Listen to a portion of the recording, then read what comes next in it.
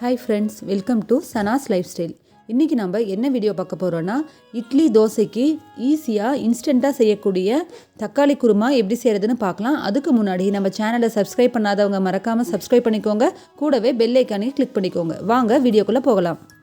இதுக்கு நான் first stove on பண்ணிவிட்டு பேன் வச்சுக்கிறேன். பேன் சூடானதும் இதில் 2 டீஸ்பூன் அளவுக்கு எண்ணெய் சேர்த்துக்கிறேன். இப்போது இதில் நான் இன்றைக்கி 5 தக்காளி எடுத்திருக்கேன். நல்லா பழுத்த தக்காளி, அதை கட் பண்ணி சேர்த்துக்கலாம். சேர்த்துட்டு இதை நல்லா வதக்கி விட்டுருங்க.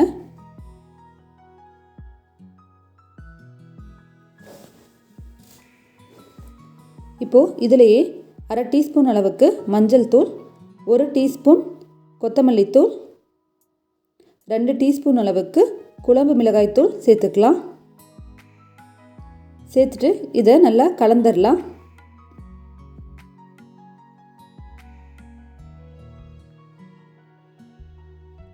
அவ்வளோதான். இதை தனியாக எடுத்து நல்லா ஆற வச்சுக்கோங்க.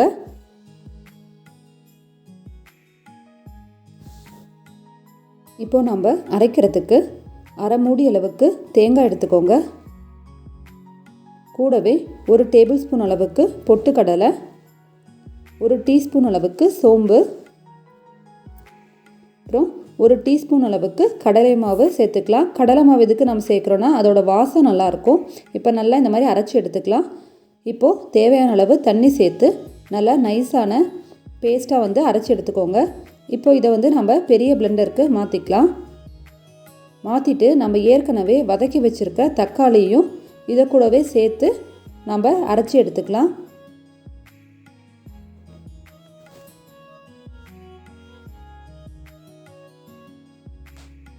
ரொம்ப நைஸாக அரைக்காமல் இந்த அளவுக்கு அரைச்சி எடுத்துக்கோங்க. இப்போது கடாய் வச்சுக்கலாம். கடாயில் நான் இன்றைக்கி 1 டேபிள் ஸ்பூன் அளவுக்கு எண்ணெய் சேர்க்குறேன். எண்ணெய் சூடானதும் இதில் 1/2 டீஸ்பூன் அளவுக்கு கடுகு, 1 டீஸ்பூன் அளவுக்கு சோம்பும் சேர்த்து தாளிச்சுக்கிறேன். இப்போது கடுகு பொரிஞ்சதும் நான் ஒரு பெரிய வெங்காயத்தை நல்லா இந்த மாதிரி நீட்டமாக நறுக்கி சேர்த்துக்கிறேன். சேர்த்துட்டு இதை நல்லா வதக்குங்க.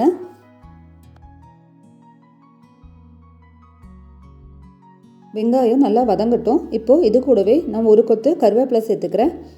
சேர்த்துட்டு அதையும் நல்லா வதக்கிக்கலாம். வெங்காயம் வதங்கினதும் நம்ம ஏற்கனவே அரைச்சி வச்சுருக்க தக்காளி விழுதை இதில் சேர்த்துக்கலாம். சேர்த்துட்டு தேவையான அளவுக்கு தண்ணி சேர்த்து கலந்து இதில் விட்டுருங்க. இப்போது தேவையான அளவுக்கு உப்பு சேர்த்துக்கலாம்.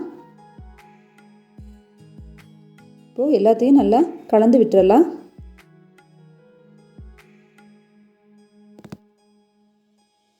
இப்போது இதை நம்ம ஒரு 5 நிமிஷத்துக்கு மூடி வச்சு நல்லா வேக வைக்கலாம். பாருங்கள், குழம்பு நல்லா கொதிச்சிருச்சு. உங்களுக்கு அந்த பச்சை வாசம்லாம் போய் கூட நல்லா கலர் சேஞ்ச் ஆகிறது தெரியும். குழம்பு கொஞ்சம் நல்லா கெட்டியாயிடுச்சு. இப்போது ஸ்டவ் ஆஃப் பண்ணிக்கலாம். கடைசியாக நம்ம நறுக்கி வச்சுருக்க கொத்தமல்லியை இதில் சேர்த்துடலாம். அவ்வளோதான். 10 நிமிஷத்தில் உங்களுக்கு ஈஸியாக இட்லிக்கு குருமா ரெடி ஆகிடுச்சு. நீங்களும் ட்ரை பண்ணி பாருங்கள். தேங்க்யூ.